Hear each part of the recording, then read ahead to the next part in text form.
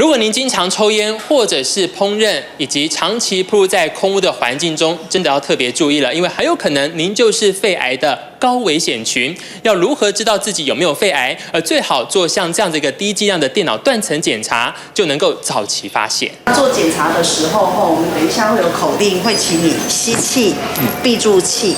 只因为咳嗽、胸痛挂急诊，但因为都没有好转，医师在怀疑的情况下，会安排住院检查。往往最后检查出来的结果，竟然是肺癌末期。而像这样的情况却持续发生。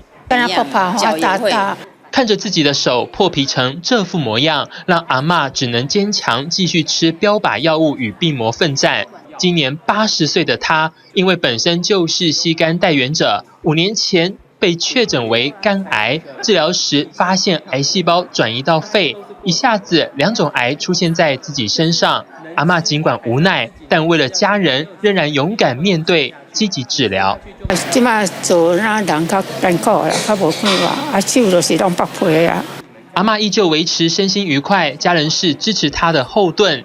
值得注意的是，现在全台每年约有13000人罹患肺癌，罹癌人数10年来持续攀升，发生率高居亚洲第2。但往往在治疗上，临床上就有老年个案，因为罹患肺腺癌2年，药费从每个月3万多元暴增超过10万多元，也因为必须服用的药物还没纳入健保，其实无力购买原厂药的情况，也是更多病人家属的心声。他这个毕竟是慢性病啊，需要长期打仗啊。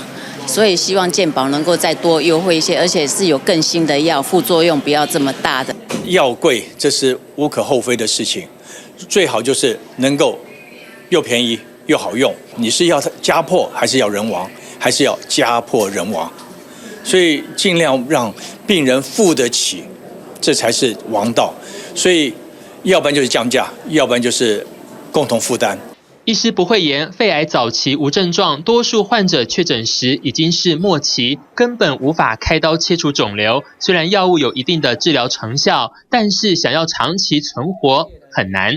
卫福部统计，癌症连续37年蝉联国人10大死因首位。根据2016年癌症登记报告，全台每年约有105832名新发癌症个案，其中又以肺癌死亡率最高。根据健保署统计了，在2018年，全台湾因为肺癌就医的人数高达了65960人，而一年的药费则是要花掉69亿元。那么换句话说，每人1年平均要花掉的药费就高达了10.5万元。标靶药物治疗无效，或者是化疗无效的病人呢，可能希望还要有2线的治疗。尽管现在台湾健保涵盖范围广，但癌友病程迈入中后期，仍然还是要使用自费药物或治疗。北荣一般胸腔科主任陈玉明指出，早期因为没有标靶药物，癌友使用前线药物若出现抗药性，只能靠化疗和放疗。一切全部希望能够纳入健保，因为药厂研发的经费太高了，所以它转嫁到病人身上，所以药费就节节升高。2线呢有一些新药，那因为价格非常的昂贵，所以我们现在正在跟厂商议价当中。如果议价可以顺利，我们会尽快纳入给付。